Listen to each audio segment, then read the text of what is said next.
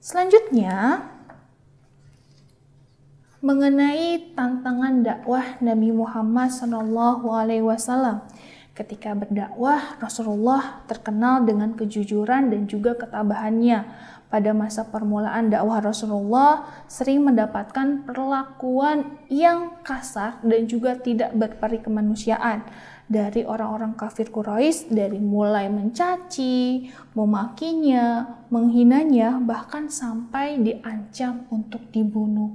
Lalu, bagaimana ketabahan Nabi Muhammad ketika menghadapi tantangan berikut? Yang pertama, kaum Quraisy ternyata pernah membujuk paman beliau, yaitu Abu Thalib, untuk menghentikan dakwah Nabi Muhammad.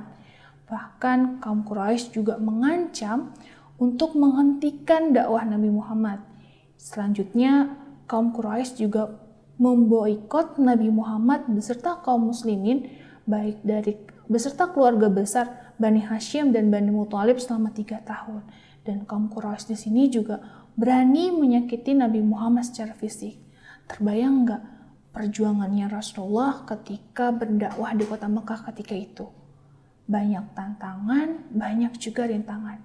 Tapi Rasulullah menghadapi tantangan dan rintangannya tadi dengan lapang dada. Kita lihat apa saja tantangan yang dihadapi oleh Rasulullah ketika itu. Tantangan yang pertama ini dilakukan oleh Utbah bin Rabi'ah. Nah, ketika itu Utbah bin Rabi'ah datang kepada Rasulullah dengan menawarkan kesenangan dunia. Tapi apa jawaban Rasulullah? Rasulullah menjawab dengan tegas bahwasanya Nabi Muhammad berdakwah tidak untuk memperoleh kesenangan duniawi, bahkan tetapi demi tegaknya agama Allah di muka bumi. Ini baru tantangan yang pertama yang dilakukan oleh Utbah bin Rabi'ah. Nah, tantangan yang kedua yang dilakukan oleh Walid bin Mughirah. Nah, ini ketika itu para pemuka Quraisy menemui paman Nabi, yaitu Abu Thalib, dengan membawa seorang pemuda yang bernama Umarah bin Walid. Kepada Abu Thalib, ia berkata, "Ambillah pemuda ini untuk menjadi anak tuan dan serahkan Muhammad untuk kami bunuh, karena dia telah menentang kami dan memecah belah persatuan kita." Dengan perkataan keras, ternyata Abu Thalib menjawab, "Licik benar pikiran kamu itu. Kamu serahkan anak kamu agar aku memberinya makan dan aku serahkan keponakanku untuk kamu bunuh. Demi Allah, tidak akan aku serahkan Muhammad kepadamu." Ini adalah salah satu tantangan yang dihadapi oleh Rasulullah ketika itu, yang ditawarkan oleh Walid bin Mughirah untuk menukar pemuda dengan Nabi Muhammad dan untuk dibunuh. Lagi-lagi paman Nabi, yaitu Abu Thalib, membelanya, tidak mau menukar pemuda tersebut dan menyerahkan Nabi Muhammad. Tantangan yang ketiga yang dilakukan oleh Uqbah bin Muqit. Nah, ketika itu Nabi Muhammad sedang bersujud di samping Ka'bah. Tiba-tiba datanglah Uqbah bin Muqit melemparkan kotoran unta. Bayangkan teman-teman semua, ketika Rasulullah sholat di samping Ka'bah, lalu ada Uqbah bin Muqit datang melemparkan kotoran. Apa yang dilakukan Rasulullah ketika itu? Apakah membalas melempar kembali kotoran unta? Tentu tidak. Ketika itu datanglah putri beliau, yaitu Fatimah Az-Zahra, membersihkan sisa-sisa dari lemparan kotoran unta tadi. Tantangan yang keempat dari Abu Lahab dan Ummu Jamil Arwa bin Harb. Mereka ini adalah seorang suami istri. Mereka seringkali memaki, menghina, dan juga memfitnah Rasulullah. Bahkan istrinya, Ummu Jamil Arwa bin Harb, istri dari Abu Lahab ini, pernah meletakkan duri di depan pintu rumahnya Rasulullah. Untuk apa tujuannya? Untuk mencelakai Rasulullah. Bayangkan, lagi-lagi Rasulullah harus menerima tantangan dalam berdakwah. Selanjutnya ada Abu Jahal. Nah, ketika ini Abu Jahal,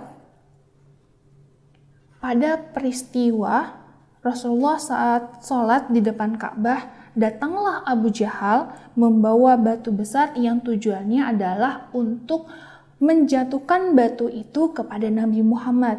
Nah, namun atas pertolongan Allah, ketika batu yang tadi dibawa oleh Abu Jahal tadi ingin dijatuhkan ke Nabi Muhammad yang sedang sujud, tiba-tiba datanglah unta yang sangat besar di hadapan Abu Jahal. Maka dengan seketika itu pula Abu Jahal lari tunggang langgang. Atas siapa pertolongan ini dilakukan?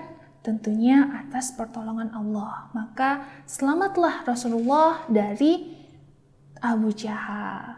Yang terakhir dari penduduk kota Taif. Nah, ketika Rasulullah berdakwah di kota Taif, penduduk kota Taif sangat melakukan perbuatan yang sangat tidak manusiawi, sangat tidak berperi kemanusiaan. Bahkan mereka dengan tega melempari Rasulullah dengan batu. Dengan apapun ketika Rasulullah lewat, mereka lempari dengan batu. Bahkan ketika itu gigi Rasulullah ini sampai ada yang patah. Nah, di sini bukti-bukti keteguhan Rasulullah dalam mengemban amanah Allah Subhanahu wa taala yang berupa risalah Islam. Bagaimana cara kalian meneladani Nabi Muhammad? Ada yang tahu? Tentunya kalian bisa meneladani kisah dari Nabi Muhammad ini dengan tidak pernah berputus asa dalam meraih cita-cita dan juga rajin belajar. Nah, kita lanjut ke berikutnya. Kalau tadi ada ketabahan Rasulullah ketika berdakwah menghadapi masyarakat Mekah. Nah, yang kedua tentang ketabahan para sahabat Nabi Muhammad SAW. Yang pertama ada Bilal bin Rabah. Nah, Bilal bin Rabah ini adalah seorang budak dari Umayyah bin Khalaf. Ketika itu Bilal diketahui sudah memeluk agama Islam. Seketika itu pula Umayyah bin Khalaf mencambuk dan menyeretnya di padang pasir yang panas. Tetapi Bilal bin Rabah terus-menerus mengucapkan ahad, ahad, ahad, ahad, yang artinya Esa. Yang kedua, keluarga Ammar bin Yasir ini ditangkap, diseret, dicambuk, dipukuli, dicaci maki, dan juga dipaksa meninggalkan agama Islam. Yang ketiga, ada Abu Bakar As-Siddiq bahkan pernah dikeroyok dan juga dipukuli oleh kaum Quraisy. Yang keempat, ada Utsman bin Affan. Nah, ketika Utsman bin Affan memeluk agama Islam, beliau diketahui oleh pamannya yang bernama Hakam bin Umayyah. Maka ketika itu pula Utsman bin Affan dikurung di kamar yang gelap oleh pamannya sendiri. Kita lanjut. Yang kelima ada Zubair bin Awam. Zubair bin Awam bahkan ditangkap, diikat di sebuah tiang dan juga dipukuli. Ada Abu Fukaihah, hamba sahaya dari Sofwan bin Umayyah, ini sama mendapatkan siksaan sama seperti Bilal bin Rabah. Yang ketujuh ada Habab bin Arad, diculik dan disiksa di tengah padang pasir dengan tangan dan kakinya juga diikat. Yang kedelapan ada Labibah, seorang hamba perempuan dari Bani Mu'ammal bin Habib, disiksa oleh kaum Quraisy. Bayangkan bagaimana penderitaan para sahabat ketika itu. Ketika itu, bahkan mereka sudah memeluk Islam pun masih juga menghadapi tantangan dan rintangan. Yang kesembilan ada Suhail bin Sinan, ini juga ditangkap dan diikat oleh kaum Quraisy. Nah, di sini kalian bisa lihat bagaimana berbagai tekanan, berbagai penganiayaan dan juga kebencian kaum Quraisy kepada Nabi Muhammad dan juga para sahabat. Tapi siksaan yang diderita oleh kaum muslimin tetap tidak menggoyahkan keimanan mereka. Kenapa? Karena semakin berat siksaan yang mereka alami, justru semakin kuat keimanan tertanam di dalam mereka. Karena di dalam hati mereka bahwasannya tidak ada Tuhan selain Allah Subhanahu wa taala.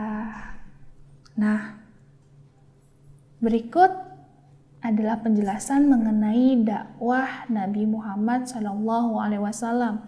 Dimulai dari dakwah secara diam-diam sampai dakwah secara terang-terangan. Berikut pula dengan tantangan dan juga rintangan yang dihadapi oleh Nabi Muhammad dan juga para sahabatnya.